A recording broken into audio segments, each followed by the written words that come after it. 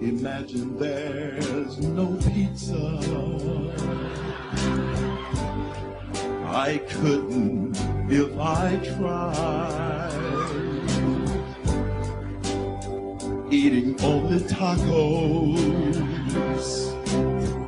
or Kentucky Fried.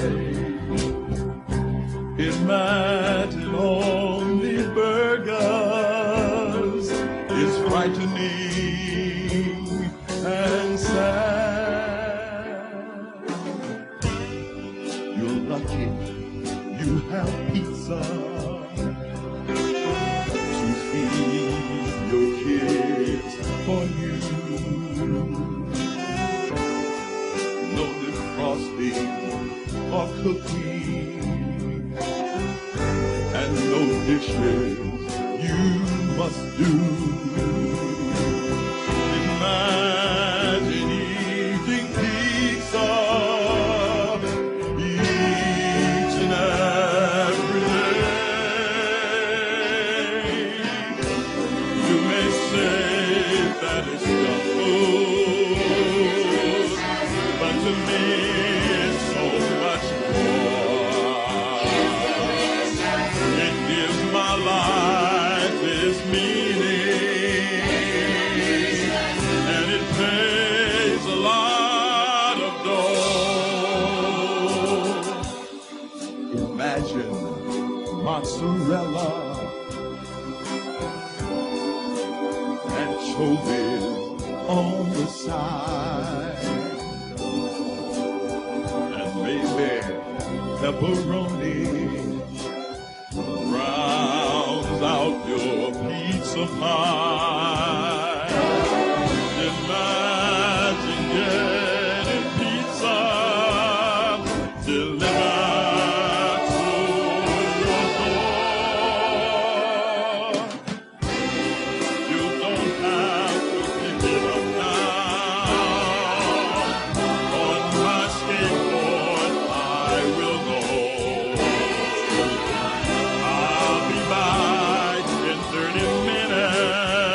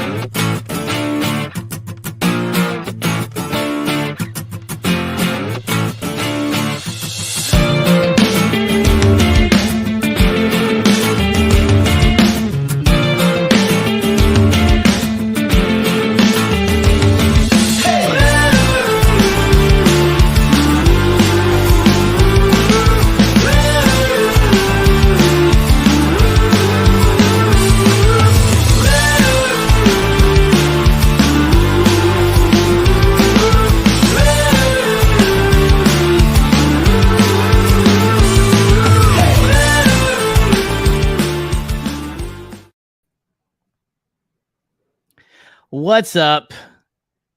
You know what this is. It's Hyperfocus. I don't need to say it.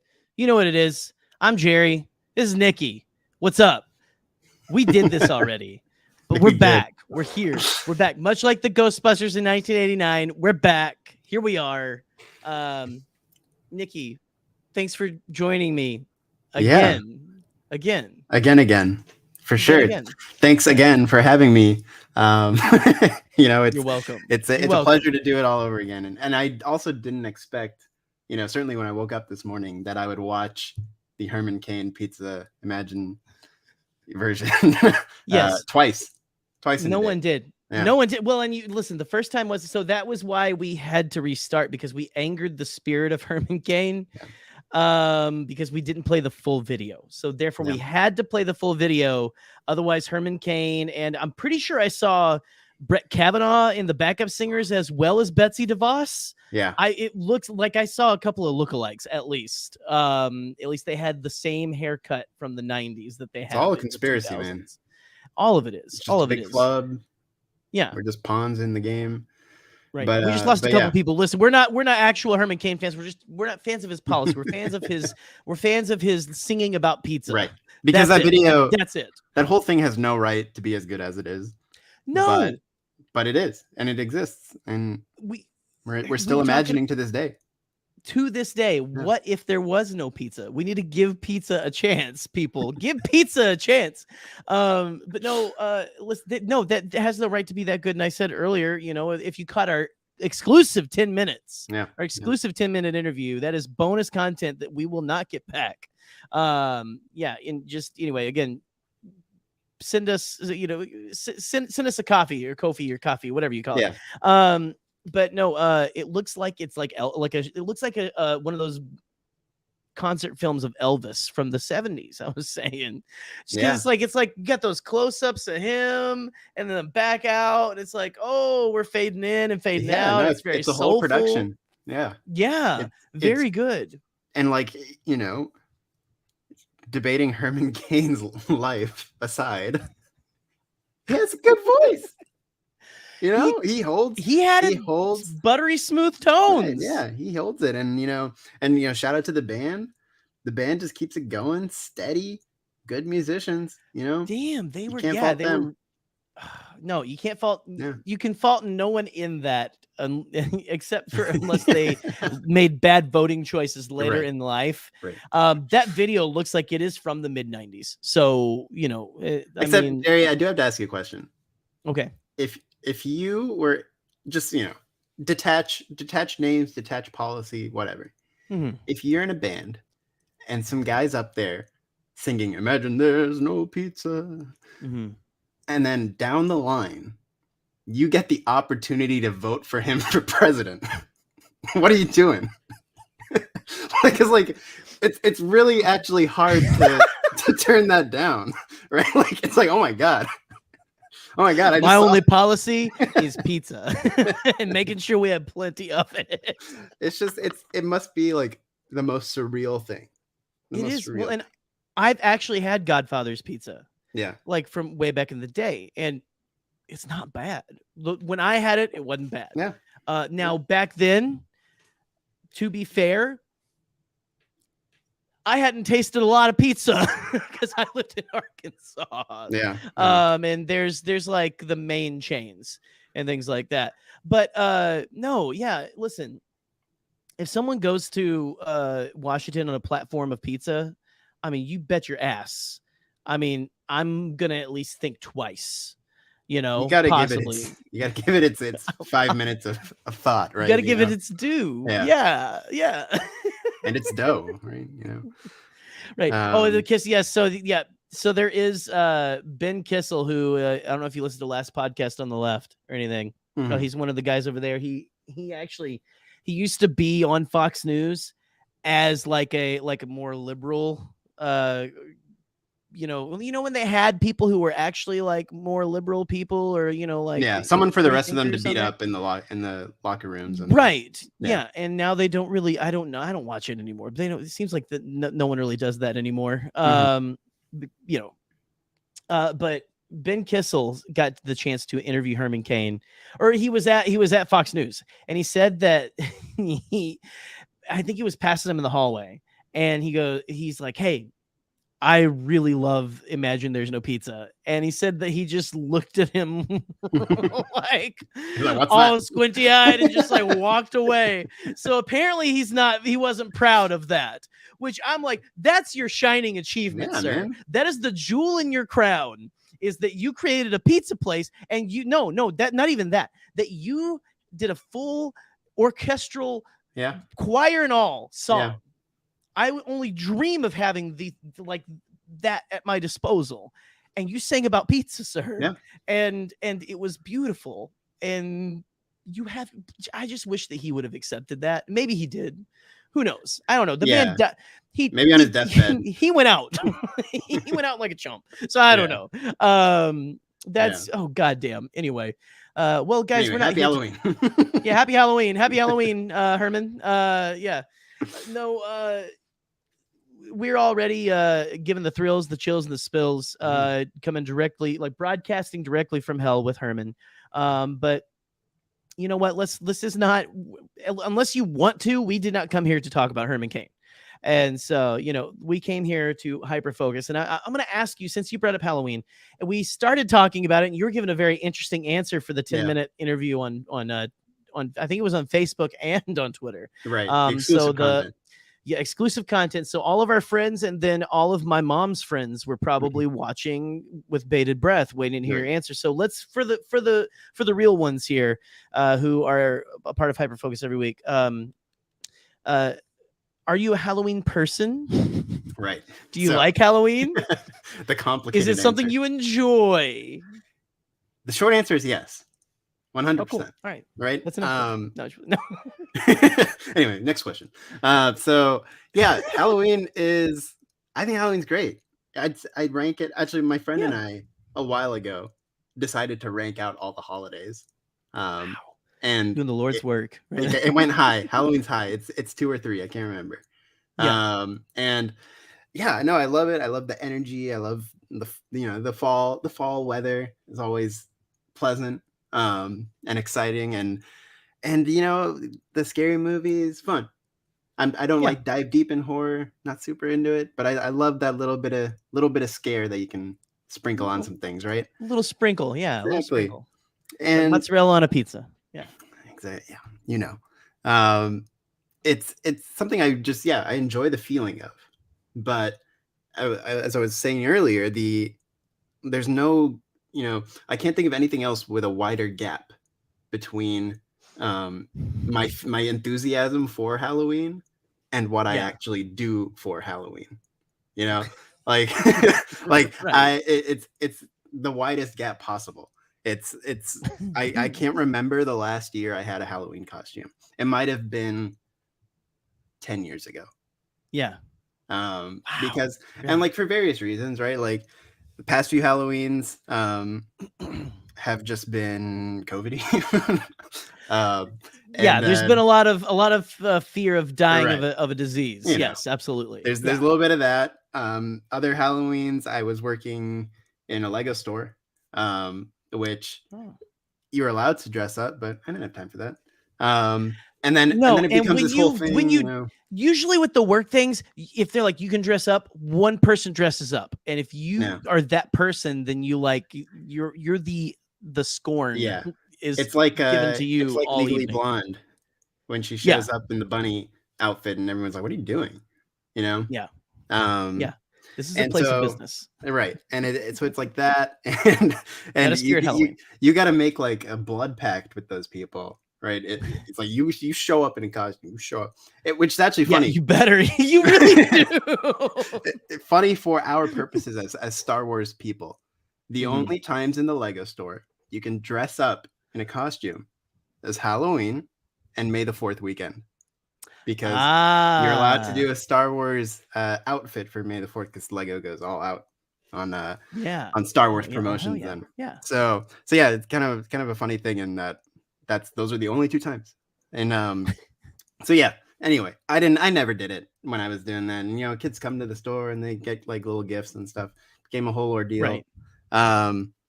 So yeah, just I mean, after that, I really struggle to think the last Halloween I was at. Last time I Really? Yeah. celebrated, like in a outward sense. So yeah, it is a complicated situation for me. I enjoy it and do nothing about Yeah. it. I'm a little in the same boat, but like a lot of it is because of so I feel like if I had like the proper funding Mhm. that I would go. So I have also not done many costumes of the last decade, frankly, Yeah. because I'm too much of a like I want to do cosplay level thing. Yeah. Like if I Yeah. want to do a costume, but I never think about it until the beginning of October, and then I'm like, I've missed my window to buy the right pieces and get them Yeah. ready by the end of the month when I have a job, child, all that kind of stuff. It adds up. And Yeah. Yeah. so I always want to, I'm like next year. And do you always have that thought too? Like by the end of the month, you're like, oh man, I didn't really get it, but next year I'm Yeah. gonna Gotta do it. plan I'm gonna ahead. go all out. Yeah. I'm gonna dive head first. Right. I'm gonna get that. Like my dream is to get a legit Ghostbusters jumpsuit. Yeah. You know, like the full suit, the zip and everything, with legit patches Your and name everything, on not it. the screen printed and stuff. Yeah, and Yeah. one that does not make me look like I don't know, Michael Myers' father going to Weight Watchers, you know, like A vaguely in the shaped loosest, piece of dough. in the loosest, the loosest jumpsuit they could find to print, like to pour me into. Right. That. But anyway, that's my thing, and I also want to get a really legit like proton pack, right? Yeah. Like the movie quality stuff like that. Paul Sin-Hyung Lee, who we had on the first or the second the Make-A-Wish thing we do, Podathon, that's what it's called. There we go.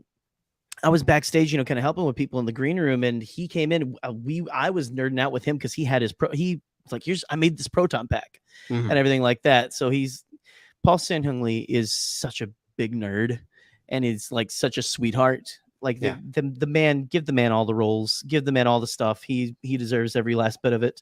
But also I want his proton pack. Dude, yeah. No, I feel that. Yeah.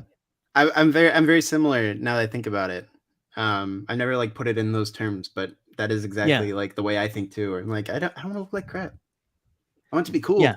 I want it to be wow. And my ex was always like, like we'll make like, little, like our first Halloween with Eleanor, like I was a piece of cheese and Ella was a mouse, and my ex was a cat, right? And you know what my cheese costume was? It was a bright orange baggy shirt, like a work shirt from Walmart, like so people could see you when you're working on the highway. Yeah. And I cut out black construction paper holes, which is good. It's fine. It's whatever. That's a cute Halloween costume. It's cute. Right. It's adorable. Whatever. But fuck that. I want to be legit. I want like the creature design to come in and make me look like an actual block of cheese. I want a cheese head next time. Yeah. I'm looking through like the holes, and everything like that. I talk and it's like a giant, like duck bill of cheese or something. You have a puppeteer like trailing you. Exactly. Like I have to, right. Yeah. Neil Scanlon. Neil Scanlon is walking around behind me, like controlling the mouth and jaws. Right. But that's my problem is I want to go movie quality for a lot of my stuff. And I mean, someday maybe, you're right.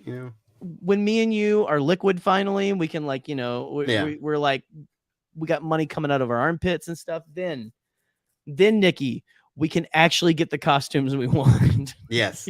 and we'll finally be able to say we lived up to our Halloween promise. Yes.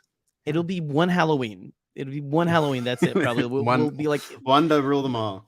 We'll be like 100, like we'll be like in our 90s or something. And then we're like, we did it finally, buddy. We did it. It'll be the what's it? Morgan Freeman. Is it Morgan Freeman, Jack Nicholson, like bucket list movie? But we only have the one thing to cross off the list, which we just keep missing it every year. That's a funny movie, honestly. It's like, damn it. Was it that time already? Like you miss it every year somehow every year. Yeah. Someday we will have the Halloween that lives up to our ideals, you know. Yeah, we'll like Boop here says, we'll live up to the ween someday. Absolutely. Someday we will live up to the ween. But anyway, well, Nicky, we've actually been, so we are officially live now for 21 minutes. Think Mothman. God damn. Mm-hmm. I think I should probably ask you the question that I ask on Hyperfocus. All right. Just so that, you know, people don't start throwing stuff at us, which again, thank you all for being patient with getting the show going tonight. And also you can thank one Alden Diaz for letting us know. So Alden, you're a real one. But Nicky, what have you been hyper focused on recently? Oof, what a question. It's a big one. It's so focused yet not such at a all. wide net, right? What have I been focused on? It's funny because it's like when you sort of questioned the Henry Jones. It's a good costume. That would be pretty good. When you threw a little prompt at me in terms of, you know, what might you want to talk about? I told you the only thing in my head that I can share is sweet nonsense. And that's my favorite thing. That's where I'm at. Favorite kind of nonsense. It's one of those things, you know, there's a lot of troubles in the world, in life. And, you know, most of the time I'm just trying to vibe as much as possible. And I guess maybe it's not a bad goal. Yeah. Honestly. And that and actually dressing up legit for a Halloween. Both of those. Yeah. Maybe the issue is I'm hyper focused on the things trying to mess with my vibe. Okay. You know? Oh, interesting. Okay. Yeah. So what's harsh? What's trying to harsh your vibe and everything? People on the internet. Any specific people? Anyone we can talk about? Let me get the handles. Or do we want to name names, give addresses? What do we want to do? Look, you know, it's the Halloween season. I feel like we should put a little scare in some people. Start naming names. But no, yeah. I think in general we're doxing on the Halloween. Yeah, we're just taking the whole thing. Yeah, it's time to go down. Halloween ends, baby. Yeah, it's so weird.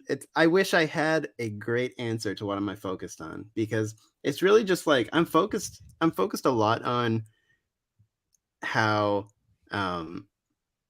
there's so much to watch, right? Like that actually is taking up a lot of my brain space, you know.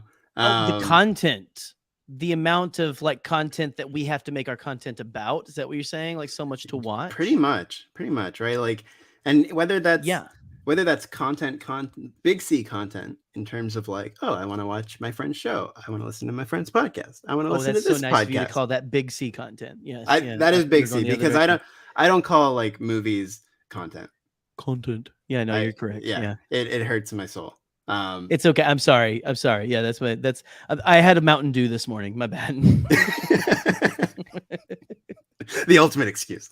No, but yeah, like too extreme. So yeah, no, in general, I'm just so like blown away by the buffet of entertainment. It's glutton level. It's insane.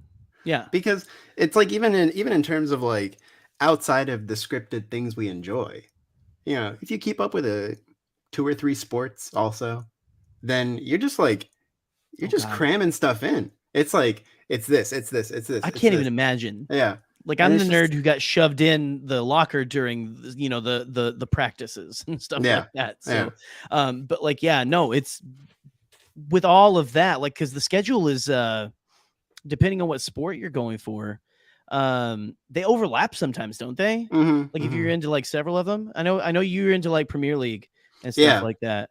Yeah, so probably things I like I put my most time in are like Premier League, European soccer in general, and then like Yeah. Formula One, and they're all happening at the same time. Oh, and wow. and it's just like, you know, oh, this 3 days, so Formula One weekend started today or yesterday, and that's Friday through Sunday. Yeah. Then it's like, oh, okay, this game's on a Saturday. Then it's like, oh, Andor's on Wednesday, Lower Decks is on Thursday, Rings of Power was on Friday, House of the Dragon was on Sunday, and then it's just like, and you know, She-Hulk was part of this, you know, cluster, and it's just like, oh my Just god, oh check my the god, oh my boxes god, oh as you my god, go. yeah, Yeah. and somebody needs a talking to about the beginning of the week gap they've left. Nothing came out Monday, Tuesday. You know, Yeah. that's some. I feel like someone messed up somewhere. There's You had 2 free days here. spread out the love a little Yeah. bit. And for one thing, you need something nice to end a Monday on, especially. Dude, Mondays and are Tuesday, tough you're just thinking. All I think about on Tuesday is how much more week I have left. Yeah, and the worst thing is when something comes on a Wednesday, and you think it's Tuesday, but it's actually Monday. Oh my god! So you're like, oh yeah, fresh episode tonight, and then it's like, oh no, it's Monday. Oh, I got the wrong night. Yeah, Oh yeah. no! So someone needs to fix that. We are getting very into the depths of horror right now. Oh yeah, for people I think who ingest all of this. I think just to bring that back, we should workshop a horror movie script about somebody just overwhelmed by consumption of media. Okay. Yeah. That would there's something there. We'll get There's like Scott there. Derrickson in on it. It's like Jordan Peele. Jordan Peele.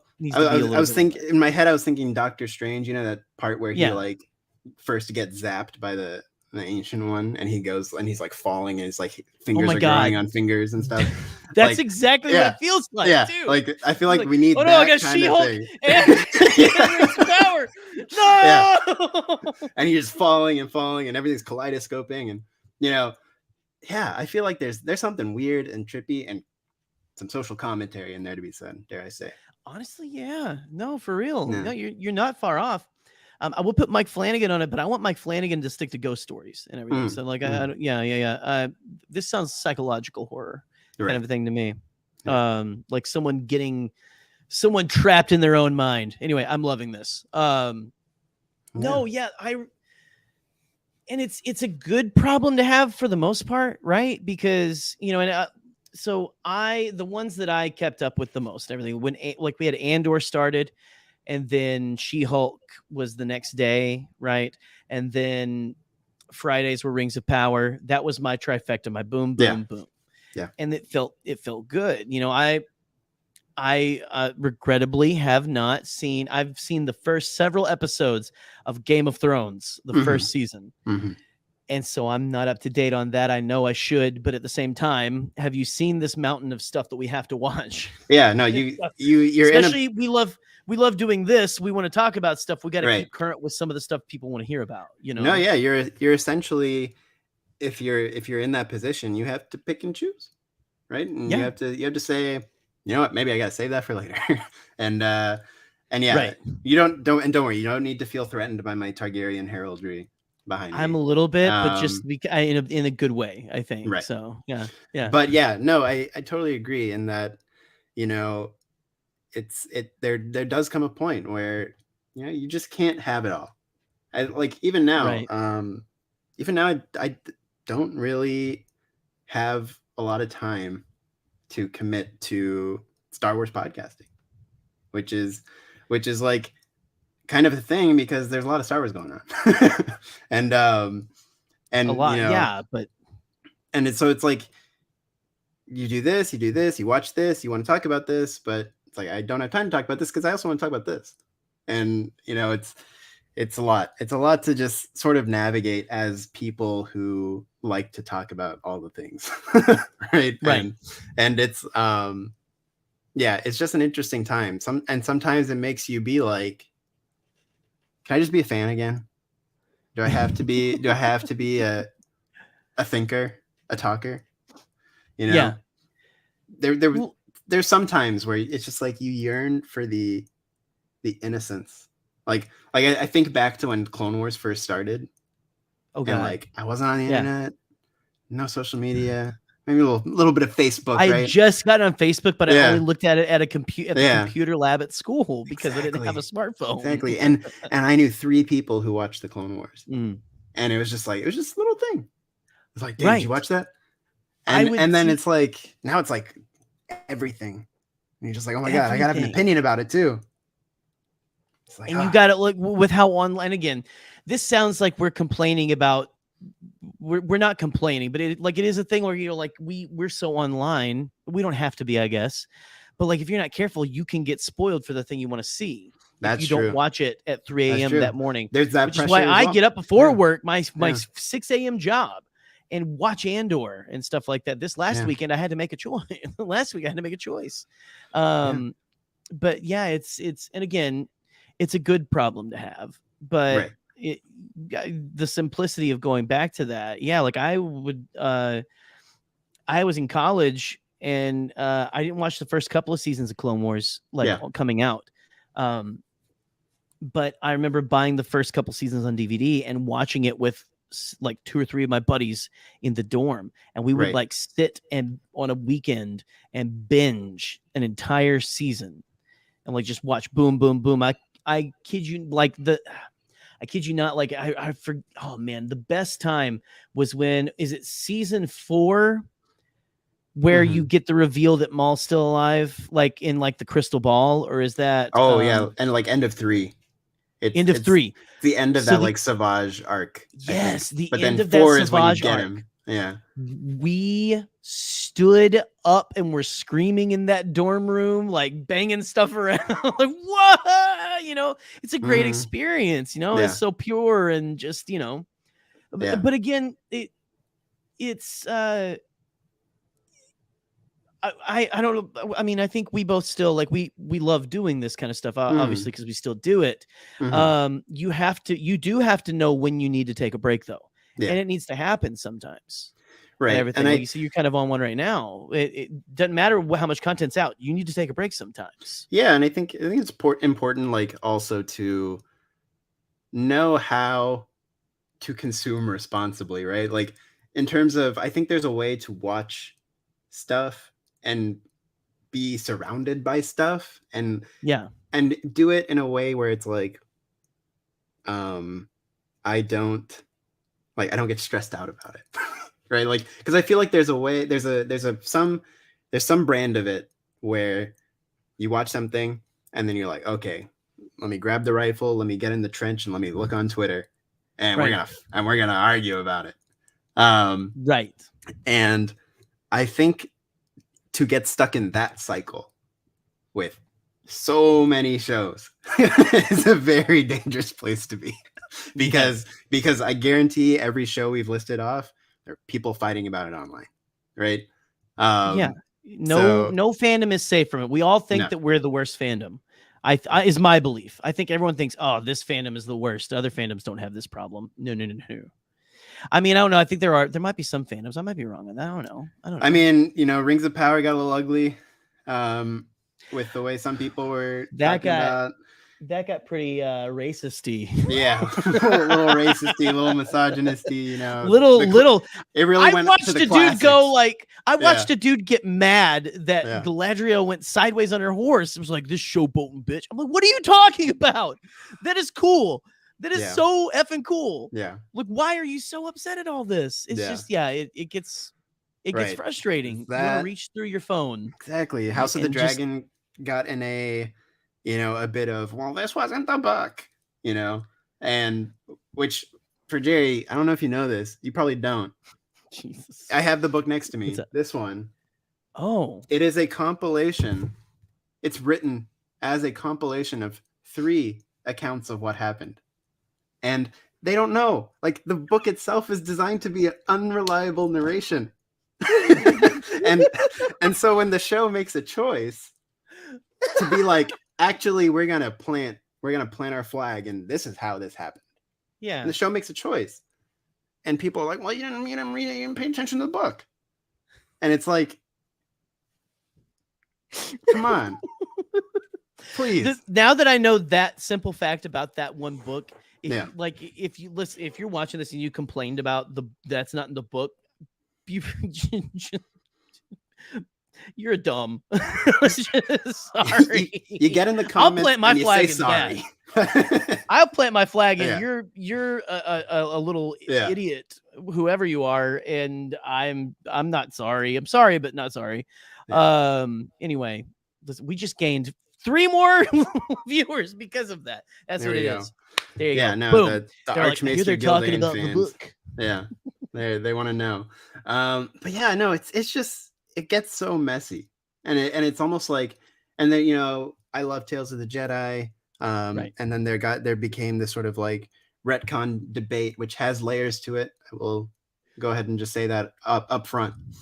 There are layers to that debate. Very subtle. There's important things, and then there's some things that aren't as important. And then there's that. But some people approach retconning with like such anger, and I'm like, I understand. Like, I understand where you're coming from, but let's chill. Yeah, we can discuss this without throwing all kinds of perhaps accusations. Barbs of that. Right. Yeah. So it's like, I feel like there's just a way in how, whenever you get people talking about something, it's the curse of Twitter. We all know it. Things get inflammatory when they don't need to. Right. It's just whatever it is. It's in the water online. Like, yeah, it just happens. Well, you don't know the tone. You can't hear the tone of voice that someone is saying something when they type out a tweet, and they might not even use good. They may be like me and not use punctuation very well. if little to no punctuation. They may be like me and tweet with their eyes closed. Right, but it's like sometimes you can read something into a tweet that may not be there. Yeah. It helps knowing if you like a lot of us kind of, who have become friends over this kind of platform and everything. We know each other's voices. We know kind of like, how that person, but like someone else on the outside can look at something even one of us says, I mean, obviously, and have, and get really upset and mad and everything, and vice versa. It goes both ways. Right. It's a complicated place to navigate, and it's very all much linked. It's all linked to these things that have very strong emotional reactions to, right? So it's like, it's a lot of like, it's like a perfect storm, right? Of stuff to go down. And I think, so when we go back into the sort of original point of, wow, there's a lot to watch. I think you have to just be, I don't want to say offline, but I think it would help. Touch grass, kids. Yeah. And make it be the personal thing it is for you, because, and it's not about using it to then go have arguments. It's about, oh, this was necessary for me. So it's like, cause like, I mean, a little real life talk, like life's been hard. Love real life over here. My mom's been ill for almost a year. It's been really tough. I'm going to be moving my stuff soon, so I can stay here fully. So when I talk about, why is there nothing on Monday night? Why is there nothing on Tuesday night? It's because for the past few months, I've needed something on Monday and Tuesday night, right? I've been to this place where I'm like, I need something every night to settle me down, keep me level, blah, blah, blah. And I think, so like for me, when it's like, oh, there's like 6 shows on, I'm like, bring it on, baby. Every night we're doing this. And I think that is sort of like where you have to prioritize your personal connection to things, right? Oh, absolutely. Because if I was like, I'm gonna go fight about this, like that's gonna be detrimental to everything, and that I need emotionally, right? So yeah, I think it's one of those things where it's like, I've been able to really, by sort of staying out of as much of the, like, the in terms of discourse, right? I think like a lot of it's been like it's what I needed, you know, because it's like I yeah. need something just for me, you know. I just need to be like, that was fun. Tales of the Jedi, loved every single one of them. I don't need to hear the talk. It's Yeah. like let's It's just like be let's just you be can have good. your legitimate concerns is fine. Yeah. But yeah, to like I know what you mean, because you know, to have those good, and again, you know, all the positive vibes and love and support to you and your family and all this. Thank you. Appreciate it. Yeah, And the no, for comments as real, well. for Thank you. real. But you know, it's I know what you like it's there's so okay. Are you familiar with Willow, like Willow Smith? Yeah. She had a new album come out just a few weeks ago, and one of the songs, the album is called Coping Mechanism, and the title track Coping Mechanism, probably one of my favorite songs of all time. But it's, you know, it's got a line in there like, I need a coping mechanism now almost every night and everything. And I mean, when you are going through stuff like that, that's how your brain needs that release and everything, right. you know, like it's in like, you know, listen, I'll put my personal shit out there. I put my personal shit out there as well. Not we're not trying to compare here, but I to an extent know, like, you know, I went through this kind of divorce and everything, you know, like can't be with my kid all the time, and it's hard, you know, when you come home after, you know, working the job that I work right now, which again, you know, pays the bills. It's not what I want to do. You know, I didn't grow up wanting to make potato salad with my bare hands. But you know, it is what it is. Yeah. You it's nice to have something to come home and just turn your brain off for a bit. Yeah. Or not even turn your brain off, just like have something that I love dearly that makes me feel something. Right. Maybe something different than I have been feeling. It could even make me feel, you know, like I could have a good cry. You know, in some of these things, because a lot of them have been really good at making me fucking cry recently. No, that's the but thing. That's cathartic. Yeah. That's cathartic. Absolutely. It's good. You need the release. And it's necessary. It's why it exists. Yeah. You know, we are becoming that Nicole Kidman ad, the AMC theaters, but it's true. And my little kid loves that. So no, and it's true. It's vital to the spirit. And I think it's everything about it. It's like, you know, you see yourself in people, you experience things that, you know, in tandem with characters. And I think, to go back, you know, even further, to my people on the internet are hurting me, right? Like when I this like, to me, because it feels so personal watching something, that I have to assume something I didn't like, someone that felt really personal to someone else. Yes. Right. And so, yes. So when we start getting into conversations about how are we going to talk about these things, and it becomes the Yoda line from Rebels, you know, it's not about fighting. It's also about how you choose to fight. Right. Yes. And I love that line so much. So good. It's so good. And so like something that really, really bothers me is when you get the people who are like, because I know this caused some controversy. When you get the people who are like, wow, this thing X is just whipping out its appendages and urinating all over every other story that's ever come out, right? And I was like, you know what, you know, you can celebrate this new thing, but, you know, show a little respect to the other things that maybe weren't for you, but I guarantee they were for someone else. And it's like, and it's like, I always bring up this speech when I can. John Batiste, when he won the Grammy for like best record of the year, album of the year or something, he had this part in it. I love him, by the way. He's a miracle man. He's one of the most beautiful human beings to ever exist. Like, he's a wonderful soul. Inside and out. Yeah. And he said, he was talking about things. He was like, there's no best. It's all, the creative arts are subjective, and they have a radar where they find the person who needs it the most. And I feel like that is like the guiding principle. And again, not just choosing to fight. How do we choose to fight? How do we choose to talk about these things? I think it matters. And I think when you get to a level where you're like, oh, that was mid. It was so mid. Oh God, I want to strangle one Scotty J Rowe every time he talks about Light of the Jedi being mid. It was so mid. But he does that. He does that because that's how he is an energy vampire. Right. That's what Scotty Right. does. It feeds him.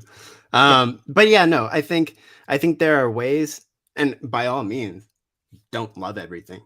Please, God, you don't have to. No. But no, I think the way in which we say, that wasn't for me.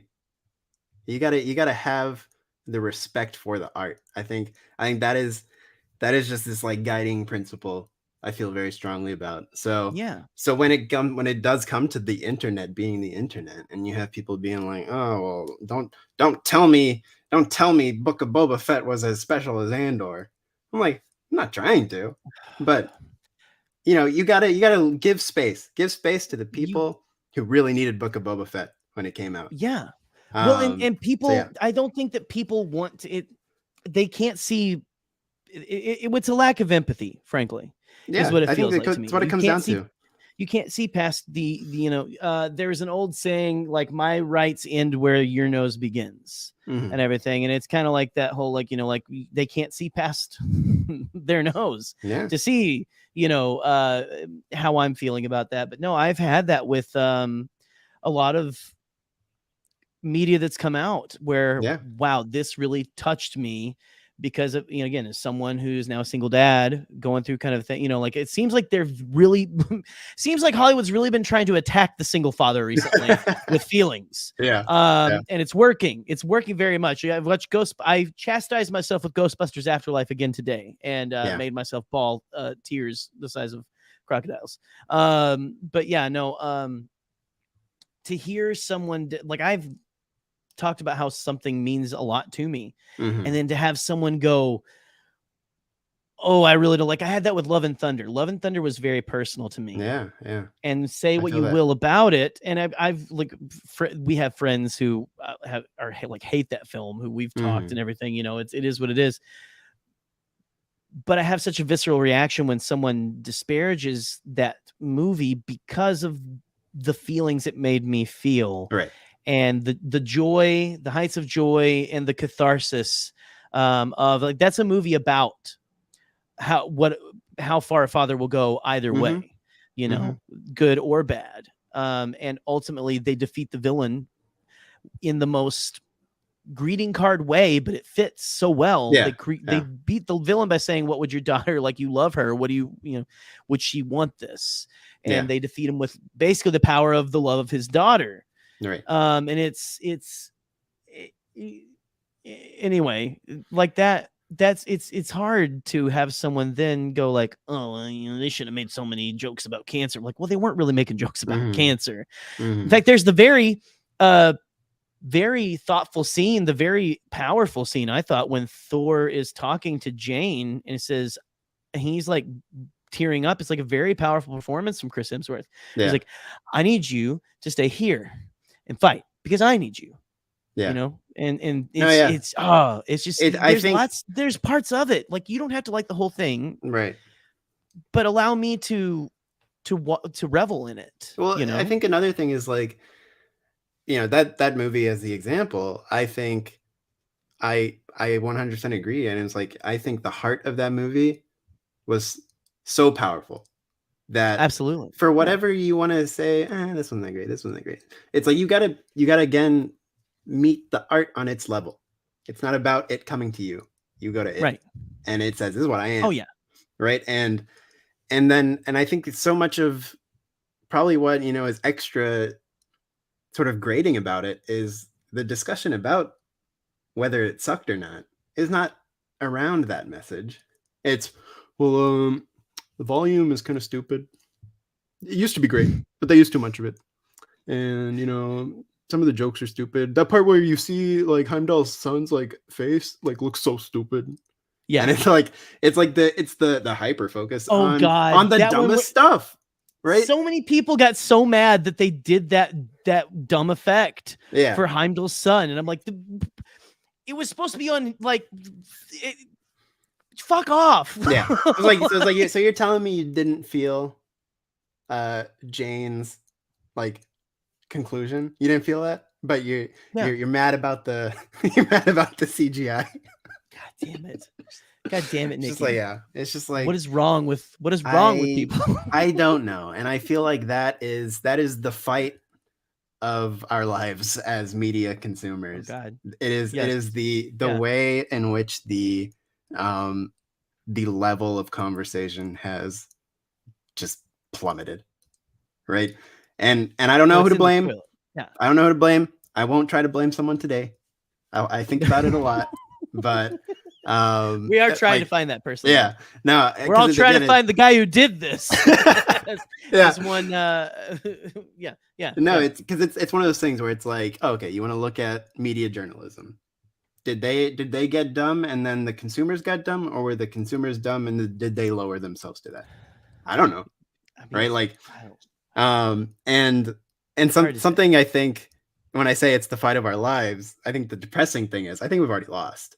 And like one of my riding that mortal coil. Yeah, it's Halloween weekend, baby. You know, we're gonna get dark. Cheers. One of my really good friends who is not online, so probably won't catch me giving him a shout out. But my good friend Tyler Castellini, I was doing a show with him where we were talking about the art of 2021 with our good friends at Where Heartbreak Feels Good, referencing the Nicole Kidman ad. There, Where Heartbreak Feels Good podcast. Go check it out. We were ranking the sort of art of 2021, and Bo Burnham's Inside was like top 3, and we were discussing it, right? Yeah. And we were talking about how it's like, yeah, it's an appraisal of culture. It's, you know, it's holding the mirror up to everything from ads to content creators to, you know, the reaction video of the reaction video of the reaction video. Like, you know, it's all that. And what Tyler said, he's like, oh, yeah, Inside's not an appraisal, it's a eulogy. And I was like, oh no. I got hit. And I was like, and I was on the floor, and I was like, man. Bo Burnham on the pillow with the microphone. Yeah. and yeah, I was like, that's the most powerful thing I've heard all night. That Inside is a eulogy. It's a eulogy for culture. Well, and Inside is another one of those films, one of those pieces of you know, media that I watched and affected me very greatly because I was in a very dark place when that came out. Right. I think a lot of us were. I think it came out at the perfect time, but I know so many people who were like, that was so depressing. Yeah. Like, try living it every day. Like it's not great. No, you know, and like it's not easy to look into that. Yeah. It's not easy to look into the face of depression and stuff and make jokes about it like he does. I laughed my ass off and was in a puddle of tears by the end. You know? It was so unique in how, you know, like I finished it and I was like, I need a hug, but I also want to be left alone. You know, it was like it was so encompassing of an experience. And I don't know who the next person will be who will touch a unique experience like whatever we just lived through with lockdowns and COVIDs, and that on top of everything else we have been experiencing in our own lives. And it's like, I don't know who else is gonna ever hit the nail on the head like Inside did. I think you're right. Like, it just came out at this perfect point to just synthesize this experience for us. And was that 2 years? No, that was last year, right? So it was like right June, after like May or June, I think. After we had finally, you know, gotten Trump out of office and everything. And it was just, it was like at a time when it was like, that's where I was too, and I'm still am most days. You know, I'm right there with it again. Like, and so that album I was talking about, that Willow album, Coping Mechanism, great album. If you like, for people who have been going through that kind of thing too, that's an album that every song is, I felt I haven't felt anything like that since Inside. So I will give a shout out to that album. So if you're going through some shit and you enjoy that kind of cathartic, you know, music that makes you feel, you know, like you're not alone. Coping Mechanism by Willow. Check it out. But yeah, no, I don't know. I don't know when the next thing will be. And hopefully we don't go through more shit to get to a place where we need someone to say something. I'm gonna put up Sean's comment here. This is a great conversation about a lot of things I've felt but haven't known how to articulate. Sean, that I'm blown away and honored, sir. So there you go. I'm glad. Yeah, because that's what conversations like this should do. That's what we as people who like to make big C content. Yeah. That's what we should be doing, is doing things that help people feel something. Mhm. It's the same as what people, again, like someone like Bo Burnham does, maybe on a grander scale, definitely on a grander scale. Yeah.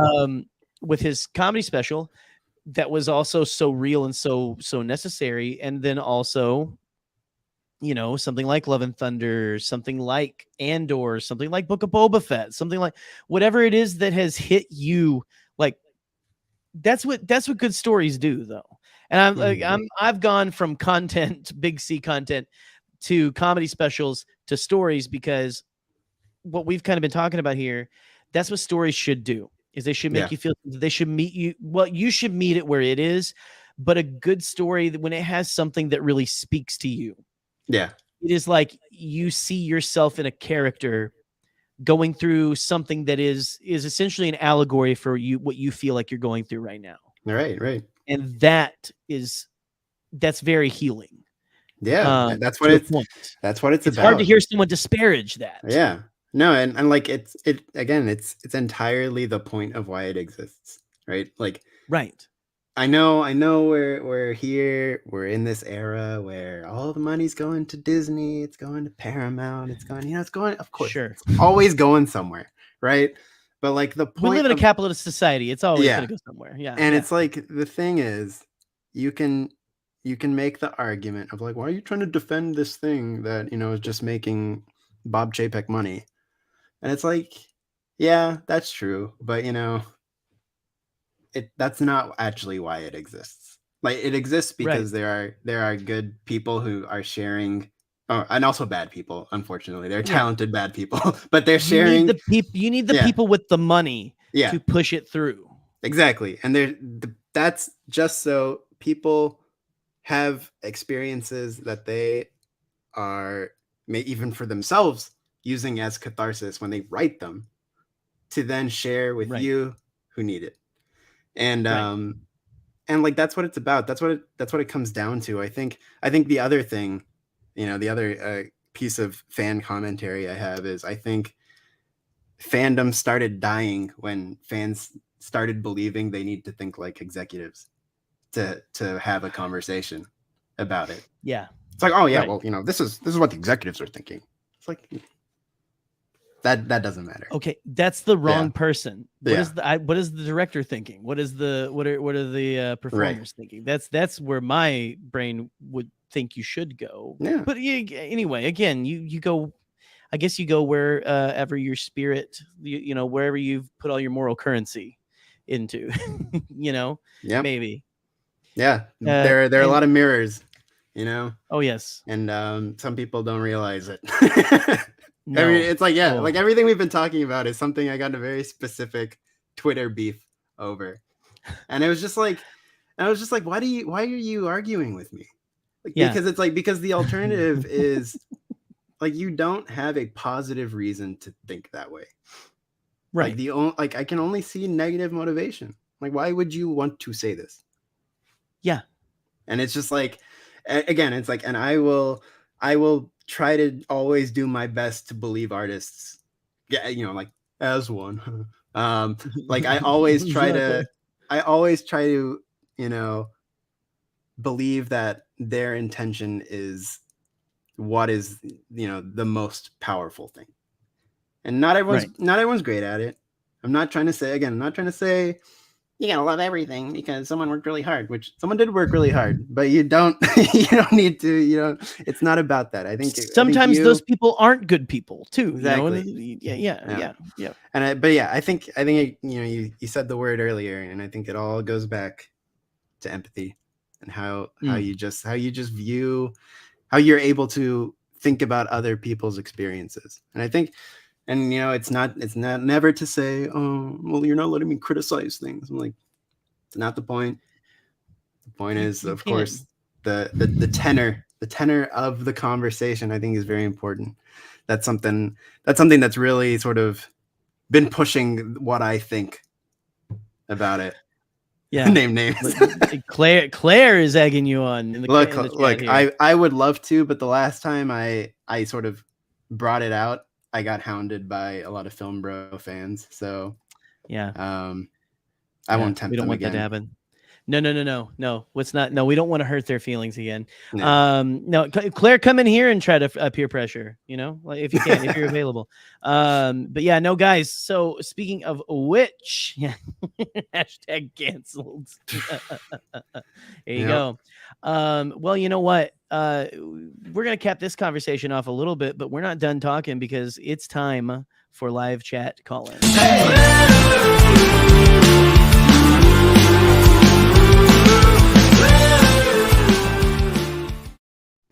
Really bad. I cut you off from doing a very beautiful thing. You were accessing your inner Herman Cain. Dude, yeah. Everything is about the Herman Cain's just inspired me tonight.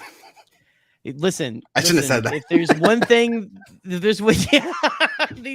these clips will be taken out of context. Yeah. But you know what? We do have a couple people waiting back in the wings to get in here and pester us. So let's go ahead. I'm going to bring in our first guest. A guest. I don't know why I drew that out so long, but you know what? I'm going to bring in our lovable little Eli. Wait. Holy crap. Holy crap. Oh my God. I knew it. Going on. Holy crap. It's Eli. Eli, you went to prison. Oh no, Eli. Again, I try to do background. I apparently have this thing right now where I do backgrounds, virtual backgrounds to what people are talking about. So I heard some Andor stuff. So I'm like, okay, Narkina 5, let's go. What are you talking about? You are actually on that prison planet. It looks like you're floating only half of you above that prison. Yeah, no. Eli was part of it. I'm not touching the floor just to be safe. Okay. Good. Yeah, no, you don't want to. No, yeah, you want to be a floating being in that prison. Yes. I don't want to touch those floors. Whatever they do, I don't want to touch them. Right. Sorry. Boop in the I gave it away already, but they're coming in. Boop is in the private chat saying they don't allow babies in prison. Of course they don't. No, they don't. What's the Narkina 5 for juveniles? Yeah, that's the for juvenile detention center on Narkina 5. Well, Eli, my sweet boy, what have you really do you have anything you want to bring up about the conversation tonight? Do you have anything you want to ask us maybe that wasn't even a part of that? What you got going on there? You want to talk about unfair incarceration and how the people shouldn't use their prisoners as a labor force? No, I was enjoying your conversation about like the modern fandom and stuff like that. Like, it is such a weird like ecosystem out there. And I put the quote from Obi-Wan in the chat a little earlier. The fight is over. We lost, and it does feel like that was a good use. But it is one of those interesting things where it feels like, I mean, I don't allow my brain to be too controlled by the discourse, but even I have some moments like there's like okay, I wonder what the discourse for this show will be. Not because I care, I just want to see what people will come up with. Yeah. I just want I want to see what people will nitpick this time. Yeah. It's always going to happen. You'll never escape it. No, absolutely not. And then with Andor, it's like the Matrix. It's like not Matrix, but like it's the anti-discourse where the discourse is not about Andor; it's about other things using as Andor as a shield. Mm-hmm. I didn't expect that, but here we are. Yeah, and then we'll go on to expect Bad Batch. The worst. Yeah, we'll go on to Bad Batch, and then there'll be something else, and then blah blah blah, repeat cycle over and over again. It's happened too long for me to be fazed by it anymore. Yeah. I mean, maybe you have to kind of get that like that tough exterior. You kind of have to get scabbed over, for pardon the phrasing, to Absolutely. to kind of like let it bounce off, and honestly, just mute. Yeah. Just mute them. If Powerful one pops weapon. into purview, Yeah. just mute button is a don't actually like mute them. Mute them. The mute nuke. Yeah. No, muting is a very powerful tool, and like I remember specifically the first like real live piece of Star Wars content I was on Twitter for was season 2 of The Mandalorian. And I'm like, wow, people are hating this. Like, I was there for like one of my first controversies on Star Wars Twitter was Egggate. Mm-hmm. I'm like Egggate.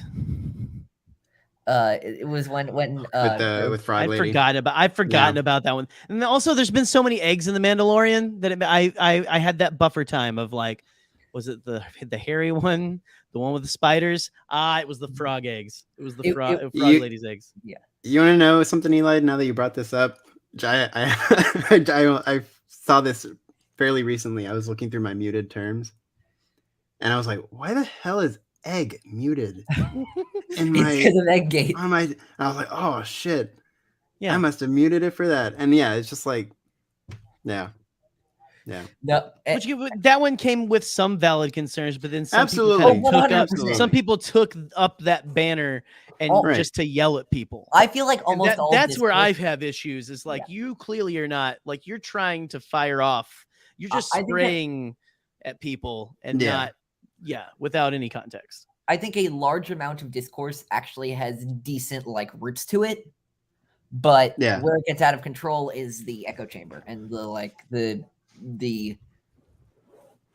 the extreme like ways of the internet where it's only like you can only love something and it's flawless, or it's the scourge of the earth and it needs to disappear immediately. Yeah, I think it gets clouded by people who, like, sort of like Jerry was alluding to, like they take the banner and want to run with it for probably their own purpose, right? Their own sort of self-serving thing to look like a champion, where it's like, oh, we're sorry, we're actually trying to have a conversation here. Like, what are you doing? No, I think you're right, Eli. Like most discourse points have a point, right? Like it's not like it's just superfluous nonsense all the time. I think there's always something worth discussing, because there's always, because we're all humans, and believe it or not, humans are making the things we're watching, and they have limited perspectives, whether intentional or I don't think it's malicious a lot of the time, but it's just human nature. Like we can't see the full pictures in any given thing, so it's like there will always be angles. We're able to see more of the picture now than any time in human history, but it's still, again, humans are always going to be imperfect, right? Creatures. So there's always things to talk about. And I will say, I'm not going to name any names for this either, even though I really want to. But there are some people I've seen recently do the whole let's start some discourse. Have you seen those posts on Twitter? They're just bored. I'm like, what the hell do you think you're doing? Yeah, I'm gonna just throw a rock at this beehive real quick. Hold on. What do you think you're doing? Why are you doing it? Why are you making this? Why are you adding another ember to this hellhole? Yeah. It's just, I think some people don't have anything else. I think they're part of this world where it's like they don't know, they didn't learn how to like interact with art and stuff like that in a way that just serves them. Like they don't live in a time where they can be like, oh, that was awesome, that was great, I'm gonna go on with my day now. They live in a time where it's like, oh, that was awesome, that was great, or that was crappy, that was stupid, and I gotta go shout about it, baby. Like that's what I gotta do. So I think there's just, unfortunately, a lot of people have grown up in the internet where that is the norm, and that's unfortunate, I'd say. I think there's like the thing I want to say about that is there's I'm again, I'm not sure if Alden was the first person to say this, but he was definitely the first person I heard to say this. So if it was somebody else, credit to them. But it just really go ahead and credit somebody else if it's Alden. I mean, come on, we don't want the heat. Anyway, so, sorry. Like you got to figure out which you like more, Star Wars or the Star Wars fandom. And it sometimes seems like some people are more invested in the fandom than the actual art and the actual media itself. Yeah, absolutely. Yeah, 100%. Yeah, it's like you're saying, both of you, like it's boredom. It's a place of I need something to do, or just again, maybe it makes them feel superior or something like that. So yeah. Anyway, it is a very, very, very hard thing to do. And Eli, thank you so much for being keeping the thoughtful vibes going. This has honestly probably been the most intelligent conversation we've had on here, aside from when Peter Townley comes on, but most of the time that's just me listening to Peter Townley be intelligent. But you know what? I'm gonna go ahead and add someone else here to the mix. We've got someone who is again one of the Hyperfocus staples.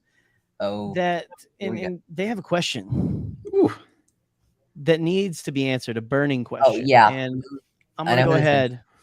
I'm gonna go ahead and bring in the one, the only, my sibling, Boop. Gotcha. Do you know who I am? I am John Cena.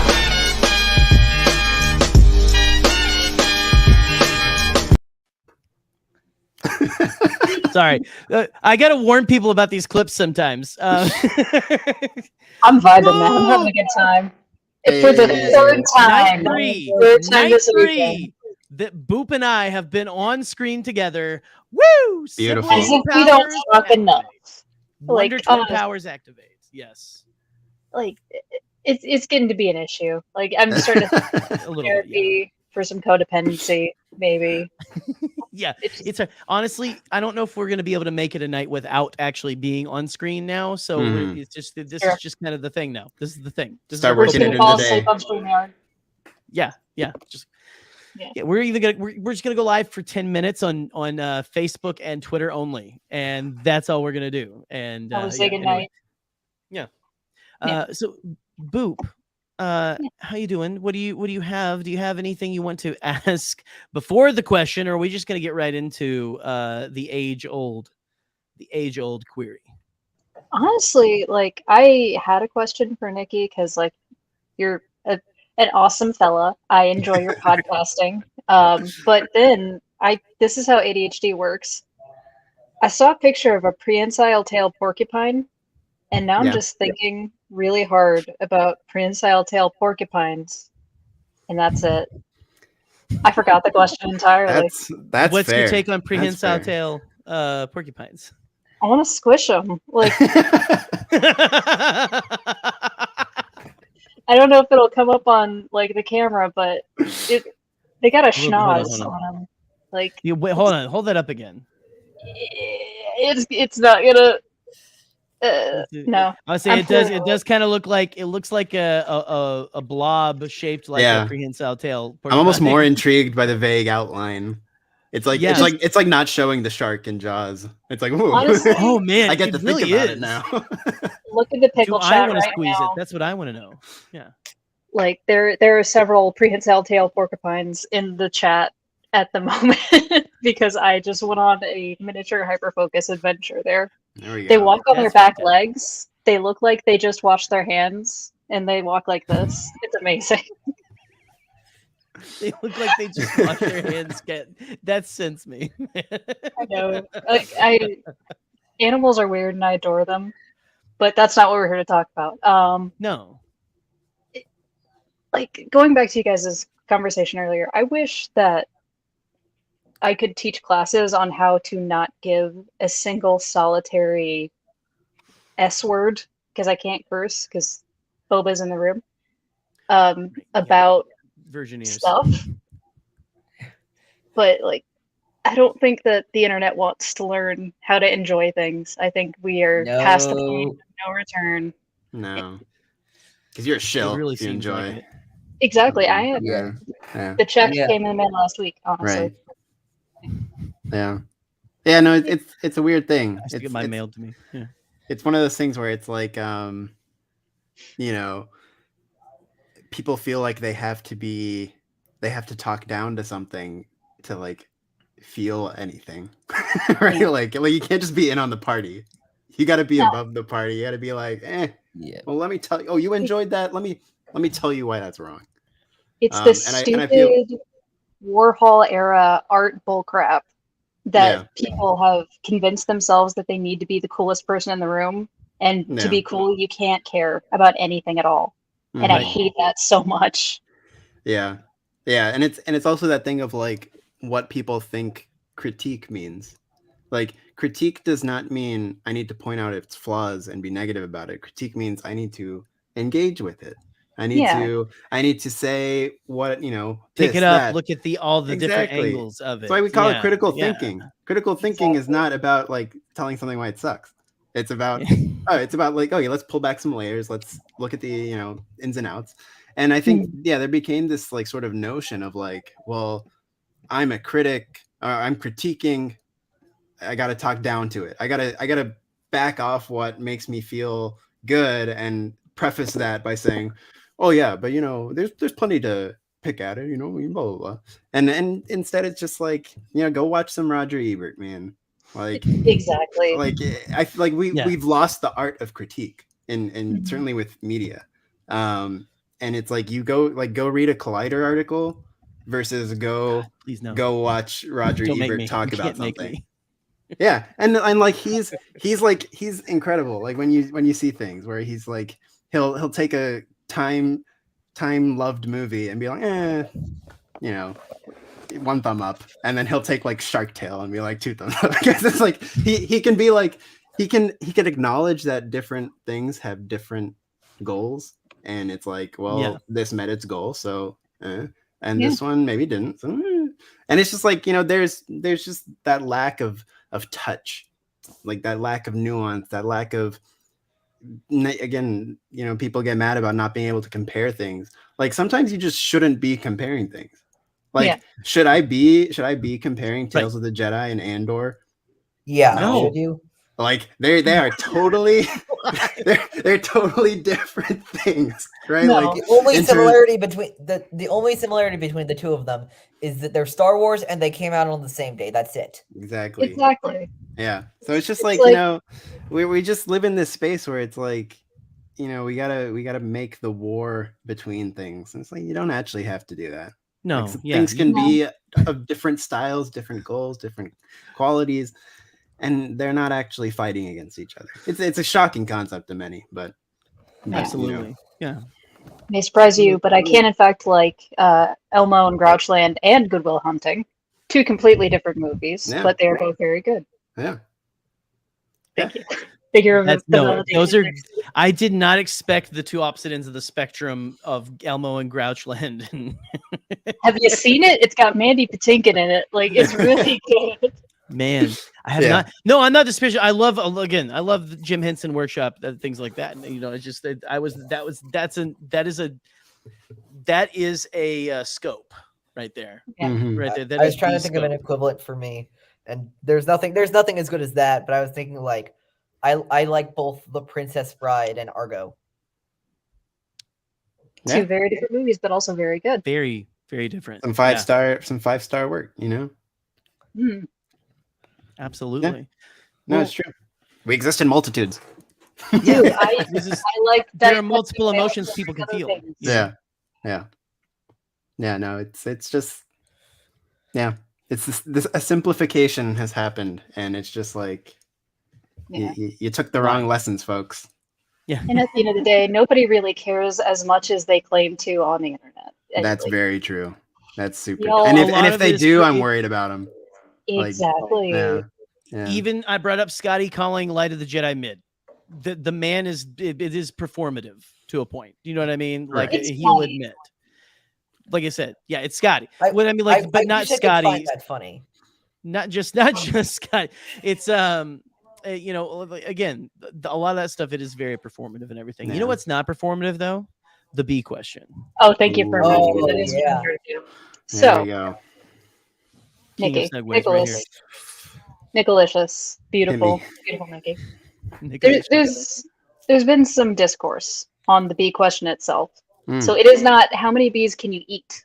Like there is no chewing, there is no swallowing involved. How many bees do you think that you could put in your mouth before passing out? Okay, so a little bit of personal history. Oh, I love the answers. In elementary school, I God. fit a whole roll of bubble tape in my mouth Why did you do that? to see if it was possible. Fair. And so I took the whole thing, and it was painful, let me add. I didn't enjoy it. But that would fill up your mouth. Yes. No. the fact being, there was some real estate in this mouth. Put that on your Tinder profile right now. Yeah, there's real estate here. And and I feel like that was when I was little. So surely my mouth has grown. It's for real estate. So I'm now trying to imagine what the like area or the volume of a roll of bubble tape plus some is in bees. How many bubble tapes of bees can you fit? Yeah. Because here's the other thing. I love bees. I think bees are incredible. Right? Yeah. And so the clarification over eating them makes me feel a lot better. I'm just housing them. You know? We're protecting them. We're Bees. protecting them so Yeah. the world can continue for future generations. So I'm gonna say I'm gonna just be kind of middle of the road here. I don't know how many is a lot, but I'm gonna go with 44 bees. Oh wow! Holy crap! There you go. Wow. 44. Holy crap. That is an excellent number. It is a very good number. There we go. I I'm know I feeling said it. less. I remember the number I said. Was there so. more to that answer? Or just 44? No questions asked. Just 44 bees. 44 is I have- like 44 is a number have I vibe space. with. I have vibes with Okay. that number. Feels good to me. My favorite race car driver, that's his number. And it just feels right. It feels like it feels like, you know, when I think about that big giant thing of bubble tape, I'm like how many bees can I stick in there? And I feel like 44 feels good, especially if because again, I love bees. There's no malice in the act. Bedroll. I'm not trying to be weird with the bees. I think I could do 44. I'm gonna go with 44. And yeah, that is the highest number I've gotten in a while. Reagan is still winning with 150 bees, but I that could never is do just that. Could never do unlikely. that. Yeah, Yeah. Reagan's Yeah, a mad woman. I mean, come on. She is. yeah. Reagan's a mad woman, and also I don't really She's a New qualify that as Yorker. winning. I just like she's doing what she's doing. It matches her confidence level, and I respect that. Oh man, That's great. I love that. Woo! Someone clip that. That's great. Oh man. Okay. Well, 44 bees. So we're second only to the great Reagan Oh no, in bee Actually, consumption. that's not Or true. bee housing. Alden Excuse has me. more. Excuse me. Alden does have more. Alden is 73. 73. Yeah. Oh, so There we're we go. third place. So that's okay. You know what? It's always a competition with Alden. I like a top know? 3. You know, Yeah. podium finish. I'll take it. A bunch of people are tied for last with the 0 bees, but you know what? That's fair. Dude, bees rock, man. Bees are incredible. Mine was. Hey, It is what it is. I'm trying to remember. I think mine's 23. Is that right, Boo? It is 23. Okay. you're yeah. just a fan of the Jim Carrey movie, the number 23, though, aren't you? You are the only person. Eli quickly Googling, 23 because he was too young when it came out. He was like, what happened Legitimately, before that's what I 2006? was literally doing. I was like, when did it come out? I'm like 2007. Cool. Not gonna say Listen. how old I was then, but it was in the single digits. So we're gonna do that here. Dude, God, Oh, Eli. This is why we Yeah. make fun of you for being a baby, because you are a literal infant child. And also be careful. Don't you're leaning back so much. I don't want you to fall into the ocean that's behind you. Okay. You're scaring me to death, kid. My solid ball ocean. Yes. We need you, Eli. We need heroes. We need a hero here. Well, listen, this has been very fantastic. I've got a couple more people waiting in the wings, and I'm actually going to, if it's all right, I'm going to have y'all wait backstage while I bring the next couple of people in and everything. Eli, don't stay off the floor when the lights are red. Okay. Yes. No, I understand how that works. Yes. Okay. All right. Thank you.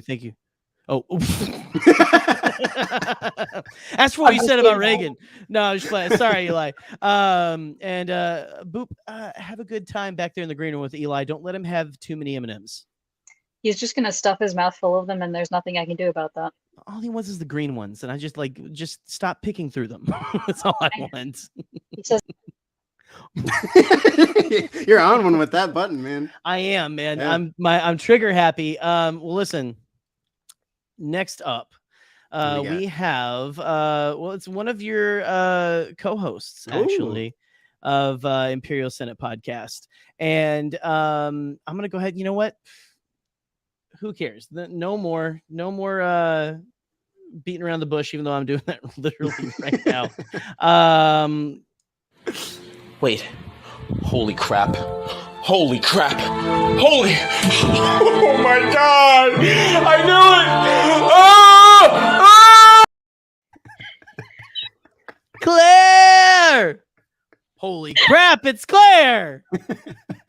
Claire! There we go. I was altogether not prepared for that entrance. Hello. Oh my goodness. Hello. Can You I got your just glass ask of a real wine? quick, yeah, I got my glass of wine, and I've got some questions, Nikki. Uh-oh. Let us have First him. of all, Let him have him. what the hell do you mean 44 bees feels good? That is a literal sentence that came That's out of your mouth. something that I Nikki think the did say. opposite would be true. Look, Opposite. you know, I think Boop inspires madness amongst even the mildest of people, and that is a compliment, Boop. I know you're listening still. So yeah, no, I think you know, I see this as a safe space to proclaim that 44Bs feels good. You are good. a masochist, my friend. That's a Didn't t-shirt. realize you're such a glutton for pain. This man is such a friend of the bee that he offers his mouth as the hive.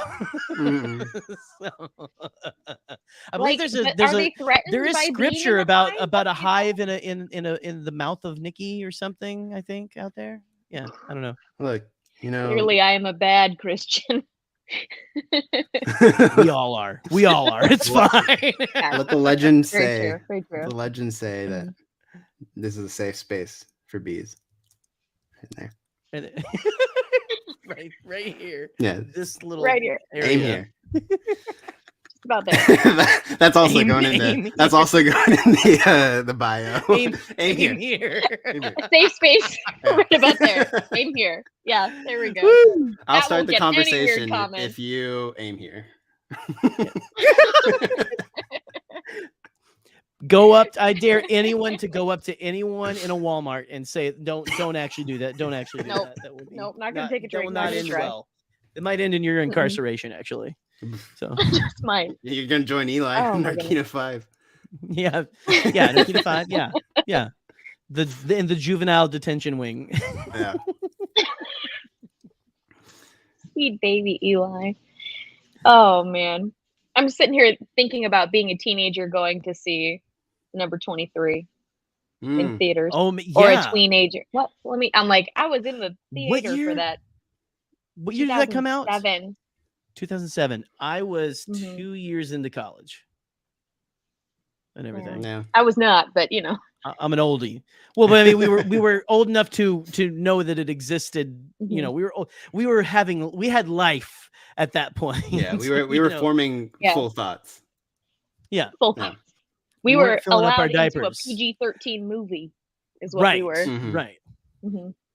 We were like, What oh, a I want to time go to be see this comedy guy do. Is it horror? What is it? Is it horror? Is it thriller? I don't know. Psychological 'cause I haven't seen thriller. it yet at the Yeah, time. yeah. It is psychological thriller. I have seen Oh, it. But, wait, never mind. Never mind. no, you're good. No, listen. It's all part of the vibe. Sometimes I'm too good of an actor. You know, it's fine. But Get anyway, this man his Emmy now. please. Yeah. Then you Well, can afford your costume, Jerry. After you Oh get my that Emmy. god, that's it. Okay. No, yeah, give me my Emmy so I can get my costume. Oh goddamn, we got to win the ween. You gotta get like when you were talking about your realistic cheese costume, I really was sitting here thinking you need to get a group together and you need to be a full ass charcuterie board. Okay, Ooh. someone's gotta Damn. be Yeah. the sopressata, somebody's gotta be your crostini, somebody's gotta be, you know, your pepperoncini, somebody's gotta be different kinds of cheeses and meat. You gotta make this happen. Full on. Group costume Man. idea for next Upscale. Halloween. I got- What? I got- What? Halloween. I got dibs on the grape. Just the grape.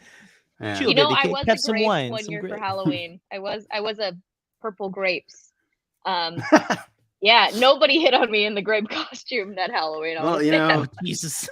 it must have been the wrong crowd. Come on. It must have been the wrong crowd, you know. Listen, yeah, that is the wrong sexiest crowd. costume of the grapes. Can you imagine like the sexy versions of all those guys, like sexy grapes? Here we Yeah. go. It was like there was like sexy nurse next to me, like, you know, Yeah. and then there was giant bushel of grapes who was trying to part the crowd to get through the party. Like, excuse me, I'm just trying to get to the bathroom. But Okay, food- please just part the waters, wide load. Here we I feel go. like food costumes are like inherently kind of suggestive though, right? Like, because couldn't you be Right? like, you know, mind if I take a piece of that, right? Like, Yeah, you know, yeah. like it's just The What were they sexiness doing? comes from the interaction. It doesn't Yeah. come from the costume. exactly. Right? Exactly. Nah, Yeah. nobody hit on this grape. It was a bust of a Well, year. You know, Yeah. you just got to try it again. You know. Yeah. You've You got know to what? try it Now every that you year say until that- it works. No. It's totally true. Another year I lost a bet, a baseball related bet, and I had to go to a party, Oh. a college party where I knew nobody dressed in a costume that the other person picked because I lost Uh-oh. the bet. And I was Violet Beauregard in blueberry form. Oh, Like they painted my face There we blue go. and they stuffed me with pillows and like a 5XL navy blue shirt. And it was, Oh God, that's incredible. yeah, it was that a is. fun Halloween. That's a rough one. Thank goodness That's a for rough Jungle one. Juice. Yeah. Mhm. At least you didn't have to shrink yourself down to Mike TV. That's true. I mean, because there's not too much further for you to go, right? Hey. There we go. Oh, got I it. see good what one. you Good did one. There. Oh my goodness! Anyway. You could always If put you're gonna do a wheels on the short joke, bed, at least be it's the- one I be haven't heard the- before. You could always put wheels on the bed and be the the grandparents, the orgy of grandparents. That is a killer costume, though. Think about it, killer. Like you're in there with your 4 best buds. Yeah. You're sitting. In your Right? pajamas. You're right? Yeah. fucking, you're sucking, Yeah. you know. You're off your Orgy feet. of grandparents. I Yeah. hate that phrase. I just want you to know You're that is welcome. Yeah. forever in the back of my It's- brain every time I watch that movie now. Thank you. Thanks. They were You're they were welcome. living it up, and then all of a sudden one of them could get up and dance, and that was a shock. Mhm. But yeah, Like, what a somebody's been lying, Mhm. I guess. Grandpa Joe. Well, Nick is old, and that is fine. You know, it is what it is. Um, well, listen here. Hold on. We've got someone else waiting in the wings here. This is a newcomer, actually, to the stream and everything. And if y'all are okay, I'm gonna go ahead and bring in Sean Room. There we go, Shroomy. Hey, Sean. Fun! No, I didn't play the video either. Here, hold on. I'll play a video for you. Hold on. Here we go. Gotcha. Do you know who I am? I am John Cena!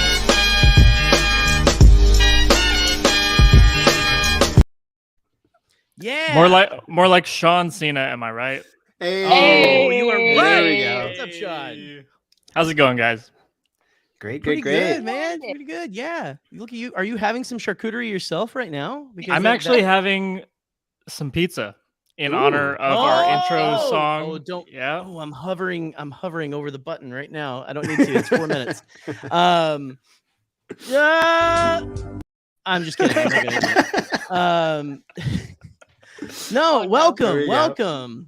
Yeah, Thank you very much. Listen, we're not big Herman Cain fans, but we do love pizza here. So hey, you can't go wrong.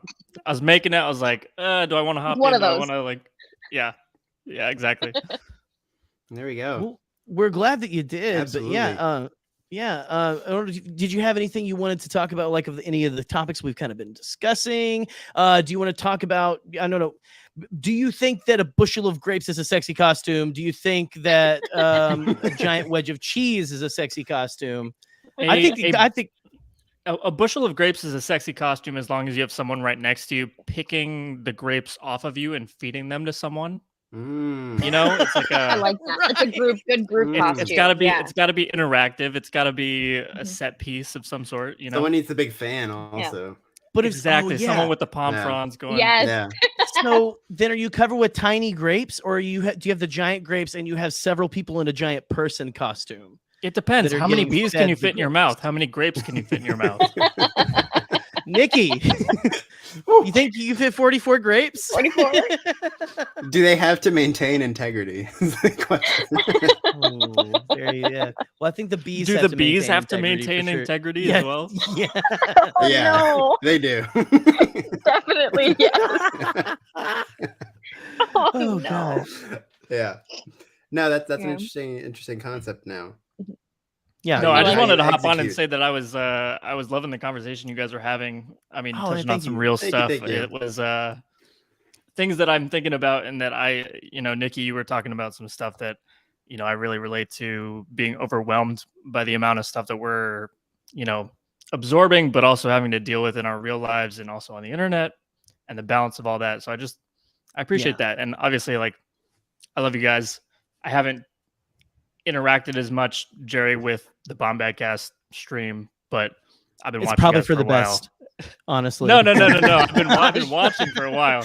That's called self-care. Oh, Simon. man. Well, it's great to like actually get to like talk to you. I mean, for sure. Because this is we have these conversations because it's nice to get out there. I think a lot of us who do this kind of stuff we want to know if other people feel the same way is a big thing. And it's good to get out there and you find those people. And when other people are telling you like, wow, okay, yeah, I'm really feeling what you're saying. It's very, well, my favorite word, cathartic. It's cathartic. Yeah. It feels good, where it's doing what human condition should do, what we should do for each other, which is lift each other up, keep going, Yeah. And it's honestly it's the reason why I and probably others have, chosen to speak in a microphone in the first place anyway, because it's like, I've heard people say great things that affected me. It's like, if I can give that to someone else, that's the money.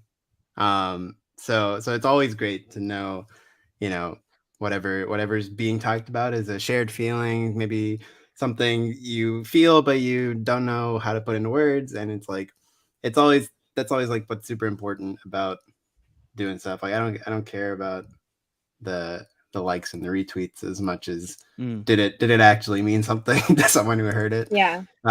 Exactly. Then yeah. So it's always a pleasure to hear that back at you. Yeah, and I think that we've got a lot of people here who are ready to sign whatever petition needs to be signed for more Monday and Tuesday content. Yeah, come on, man. Fill out the week, right? Yeah, spread it out. Just give us a little bit of a breather. Yeah. Please. We just need something to end the night on. That's all we need. We just need a little like please let me end my Monday of pain with, I don't know, Doctor Strange. Monday of pain. Even if it's a Doctor Strange Bake Off, I don't care. Give it to me, please. That sounds great. So can I pitch Honestly, this to you guys? Can I pitch please. this to you guys? Please Because it's like me and Jacob Fullerton of Funhouse and like random people in my life that I know in person, but I don't actually want to talk to. I'm just saying, there is a really great reality television program called Bachelor in Paradise, which is Ethan, you hush. I heard you. I heard you over here. And that program airs twice a week on Mondays and Tuesday nights. So if you want to get into it, we'll get a group chat going. We'll get a Bachelor in Paradise podcast with you going. Okay, if I could pitch it to you in a couple sentences, The Bachelor and The Bachelorette shows are literally like the scouting grounds for Paradise. We wait all year for Paradise. It is sexual musical chairs on the beach with a bunch of hot idiots, and it's great.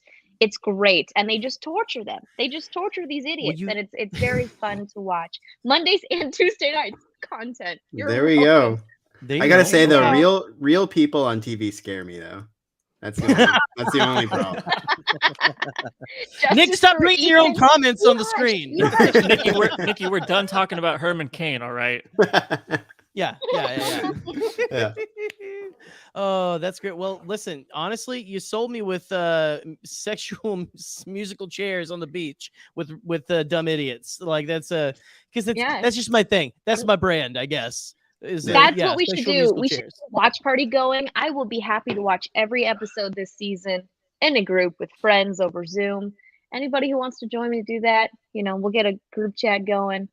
There we go. I think it's Claire's here with solutions. Claire sees problems and offers solutions. You are welcome. You may not enjoy the solution, but it's technically a solution. Well, listen, we need to get So I'm gonna put you backstage. I'm gonna put both of you backstage. Yeah, you gotta do this sexual musical chairs. That is. We gotta start our sexual musical chairs with our last guest of the night and everything. But please feel free to stay and hang out afterwards if you have time. But don't feel pressured. But we're not gonna play sexual musical chairs or anything. I'm ready. Name a time and a place, and I'm there, Jerry. I mean, honestly, yeah, for real. But anyway, hey, thank you guys for stopping in here. And Dukes! Look at Ethan and Dukes. Count Dooku, you have had some vindication this week. Yeah, right. We know your struggle. Yes. Well, anyway, y'all hang out, do what you will. Is the whole of the law. But later, really okay? Nice to see you Thanks guys. for having us. Cheers, guys. Thanks. Bye. Bye. Bye. Oh, there's the button. So we have one more person. All right. And this person also has access to the studio, so they are able to pull their comments on screen. And I got to pull this person and talk to them because this is just, I mean, come on, this is my show. Okay. This is my show. We got Nick, and I didn't play a video for you either. I only have 2 videos. I see where I rate, Jerry. I get it. Yeah. Wait. Holy crap. Holy crap. Holy. Oh my God. I knew it. Ah! You happy? See, the problem is, you dirty son of a bitch. You played that video because you know how much I hate that video and how stupid I think it is. I actually didn't know that you hated that video. I don't know. I mean, again, I'm the old person in the room. We all understand that, and it's one of the few things that Bombad does that I'm like, I'm too old for this. I don't get it. It's not funny. It doesn't work for me. It's of the TikTok generation. I'm the problem, Jerry. That's really what I'm trying to say here. Shut up, Nick. Shut up, Nick. It's good to talk to you. I feel like I haven't talked to you forever. I want to circle back to that. I want to hit a couple of other points. We're going to circle back to that because you're right. Thank you for letting me join, even though I do have the power to put myself in the show anytime I want to. Yeah, you could just interject. That's right. I mean, I could come back. It doesn't matter. He's a man of his word. Look, my hands are not on the buttons at all. Yeah, as I put in the chat early in the show, me and the fam, we watched Pee-wee's Big Adventure tonight. How's that? It's a classic. I don't know if anybody knows this, but Pee-wee's Big Adventure was actually Tim Burton's first film debut as a director. He had done some short films, but Pee-wee's Big Adventure was his first feature film as a director. So fun fact. Wow. I did not know that. Actually. I bring that to the table. It's weird, but it holds up because it's weird. Like it's good. And I use the basement in the Alamo joke all the time because, why wouldn't you? Oh yeah.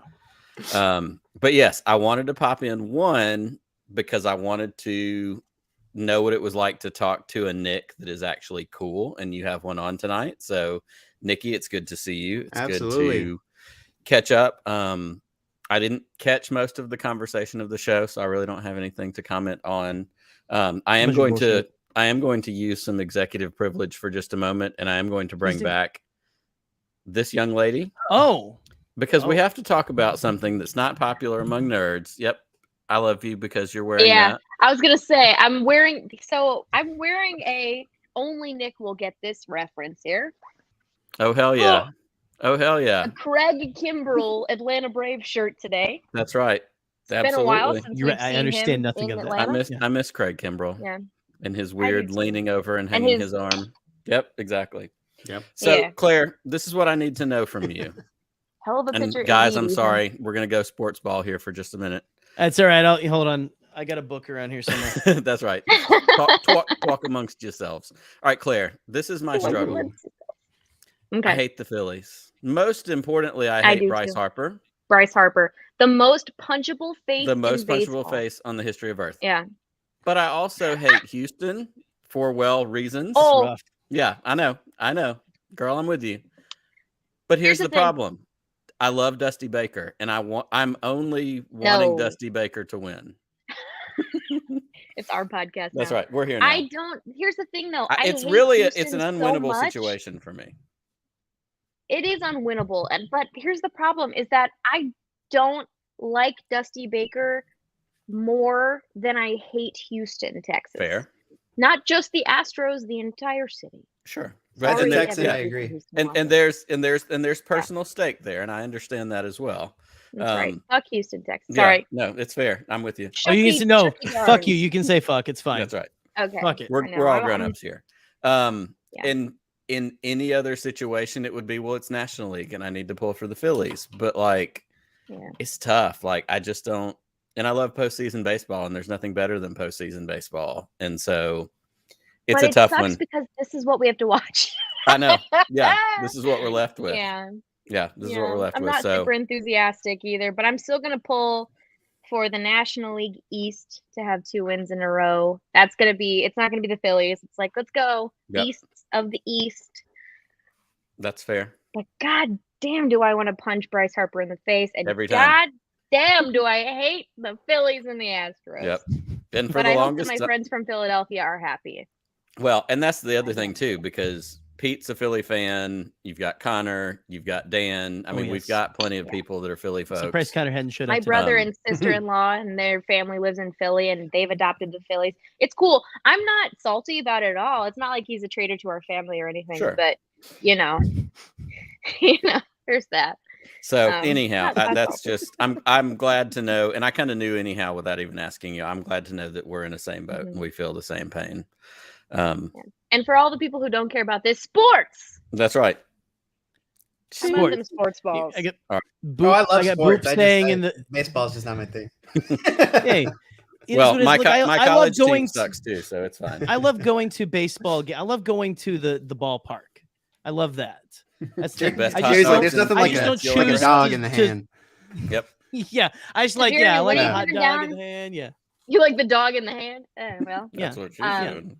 When are you coming down to stay with Mel and I and go into a Cubs or White Sox game? Just saying, you're not that far away, my dude. Whenever we'll make it happen. We'll make it happen for sure and everything. You know what? You got a dog in your hand, buddy, a Chicago dog. I can give. Damn, Chicago dogs are good too. All right. I gotta get me a glizzy at the ballpark. So here we go. He's a gladiator. Gotta get them glizzies. But yeah, no, it's gonna happen for sure, really soon. No, listen, we are bored. Like Boop in the private chat here said that they're gonna use this time to scroll through bread talk.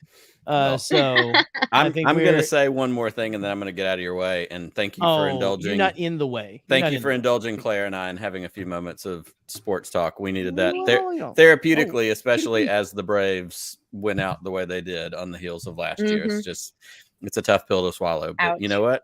We're moving on. It's fine. It's always next year. We're moving. The other thing I wanted to circle back to, Jerry, you said up top, I feel like we haven't talked and caught up in a while. And this is me just throwing a little, me on the mercy of the public court. I have thought about you multiple times this week and thought, I haven't talked to Jerry. Like, I need to reach out. I need to touch base and just see how you're doing. And I haven't done it. So I'm sorry for that, because I do think about you. I know you have a lot of life stuff going on, as we all do. And your presence is missed when I don't see you or we don't text in, the UN text or catching up and all that. So I just wanted to come on and say, I hope you're doing well. And I miss your dumb little Zach Galifianakis face. I'm fine. And you know what? Because it's only fine. I You're can okay. You're ruin okay. a nice moment by being mean to you. So you're okay. You're just an asshole. It's fine. No. I appreciate that. Like, no, I'm good. As good as, you can be through some things. And so we're all here. We're all having fun. We're all uplifting each other and kind of moving forward through whatever swamp this is and kind of a thing that we're in. Good way to but no, I appreciate it. I'm good. I'm good. Stop trying to make me cry on my own show. Okay. It happens. It happens so easily anyway. I was gonna say, you're just a big ball of niceness. If I really wanted to make you cry, I'd tell you I still haven't watched the new Ghostbusters movie yet. But the fuck are you talking about? Is that true? It's very true. You know why? Yeah. You know why? Because it's saving it for me. Because I'm waiting for you to come to Alabama, baby. Waiting for you to come to Alabama and take me on a Ghostbusters movie date. Listen, I would love to do that. My door's open for anyone who wants to come to Michigan. I'm just saying right now, like with like the way that the wallet is right now. But I do appreciate that, and it's gonna happen. It's gonna happen. Everyone wants me to go to their house. What the hell? Listen, this doesn't happen to random people on the internet very often. Nobody asks me to go anywhere, Jerry. So you should be excited that everybody wants you to go somewhere. Very excited. Very excited. Everyone wants a piece of the old Zach Galifianakis lookalike. But anyway, well, hey, thank you for stopping by. I'm gonna go ahead and put you all backstage for a little bit. I'm out. Nick, you can put yourself backstage. Yeah. But yeah, we'll see you, sir. Claire. Bye, Nicky. Goodbye. Bye. Farewell, everyone. Farewell. Nikki, thank you so much. This has been a fantastic episode, honestly. Like, we've had a lot of really, really, really interesting conversations. And thanks for facilitating it. Thanks for making it happen. I'm glad we finally got to get in front of microphones and do something together, which has not happened. And for as long as we've been connected, it's not happened yet. So it's a shame. It is a shame. And again, it is the nature of things, but you know what? Why don't you go ahead and tell people where they can find you if you want to be found on the internet? Yes, two very different ideas here. But yeah, you can follow me at Niquicious, NAQUICIOUS on Twitter for sweet nonsense and occasionally maybe something of worth. Then you can listen to the Imperial Senate podcast where you can catch myself, Claire, who you just saw, Charlie, the British one. Where was he tonight? Yeah, dude, what's up? It's got some explaining to do. But yeah, you can catch that at Imp Senate Pod on Twitter and the Imperial Senate podcast. Check it out on YouTube as well and podcast feeds. You can then also listen to the One and Done Film Club, which is a real passion project that I do with my good friend Reed Devaney and my other good friend Alden Diaz, who I'm sure many of you are familiar with. And if you're not aware of this show, if you're not aware of it, it is a journey through blockbuster franchise movies. And what we do is called One and Done. So what we do, we take a franchise and we debate amongst ourselves. What's the one movie from that franchise we're going to watch right now and record a commentary for? So first episode was Indiana Jones. So we made pitches. We were like, we should watch this one. We should watch this one. And then we all have to be unanimous. There's no voting. We all got to agree. And then we watch one. So we have a whole first season out. Second season's been on a bit of a break. But we will get back to that soon.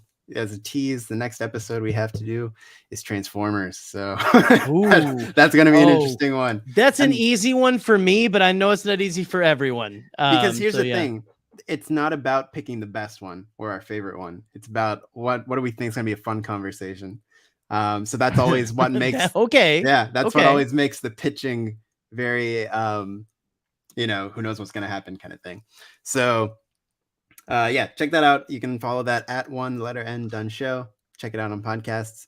And then I also do Rewatch Between Worlds on the Octo Radio feed with Alden, watching all of Star Wars Rebels with sort of commentary while we watch it. It's meant to be watched along with, and then we also watch all the Rebels recons per episode at the end. So that's gonna be great. We're gonna work on guests. We're gonna finish seasons. It's gonna be great. Follow that on the Octo Radio feed. So I think that is where you can mostly find me. I'm sometimes on Casterly Talk as well with the great Alden and the great Ken Knapsack. So you can check their stuff out as well. And yes, I enjoy talking about Rings of Power, House of the Dragon.